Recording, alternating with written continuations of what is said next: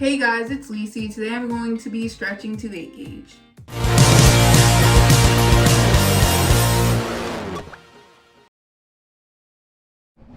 So a few days ago, I tried putting in 8 gauge glass plugs, but that didn't work out. I was able to fit these in. These are 8 gauge steel tunnels, although they're not completely 8 gauge because I used a gauge card. So today I will actually be stretching to 8 gauge, hopefully, if the plugs will fit in because the glass plugs didn't fit in last time. Take these out. Here are the glass plugs. They've already been sterilized.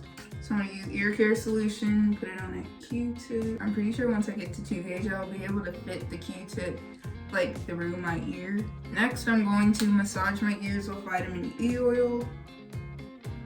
And we're good. This is what it looks like. And we're at 8 gauge. So I plan on going to 7 gauge in like a month.